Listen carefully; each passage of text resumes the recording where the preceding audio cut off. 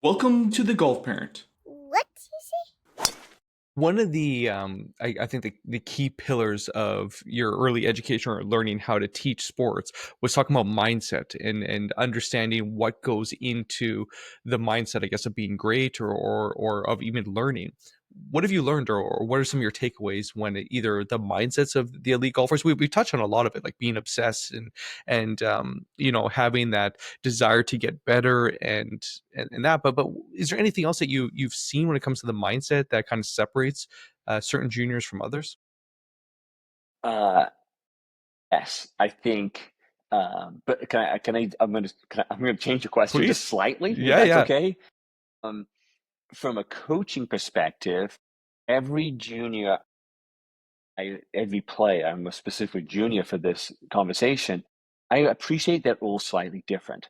Meaning, some juniors when they wake up, they they wake up, and if you think of a stress level, they're waking up on the far right hand side of the bell curve where stress is super high. Like if we go caveman, the bear is chasing them, right? Like they're like, they're waking up like that.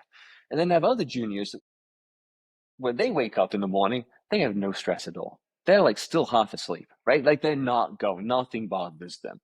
And in reality, like somewhere in between those is where every junior golfer or any golfer plays their best. And if you think of it, when you've played your best, who are you?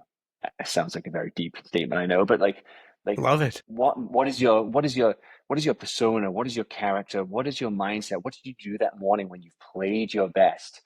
Because you're waking up on one somewhere on that scale, right? Somewhere you're kind of sleepy, super stressed out, and that's just who you are, and that's okay. Either one's fine. But what I as a coach I have to help that junior find the middle ground so they can get into a more of a flow state, um, where the decision making is easy on the golf course. It's not too stressful, but it's just stressful enough that their concentration, they're locked in.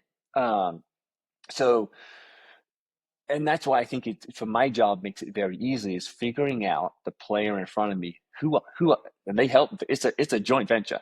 Who are you as the golfer? And I have to help you with that. Like when you've played your best, there's breadcrumbs there, right? We know when you played your best, the decisions were easy. Like you got 160 wind off the right. Oh, that's an easy 8 iron. And the next day it's 160 wind off the right. Maybe I chip at 7. Or no, maybe it's today. Well, what's the difference? Why on one day are you making clear decisions and the next day you're not?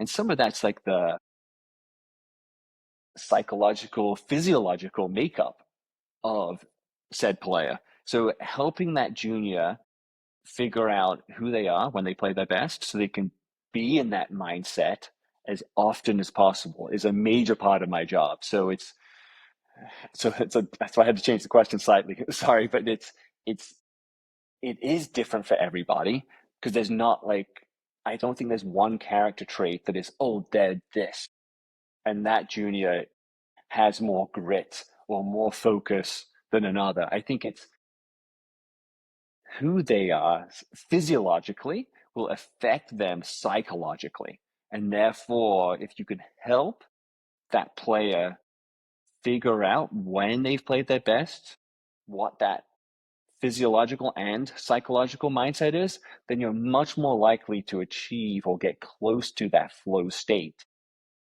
on a more frequent basis.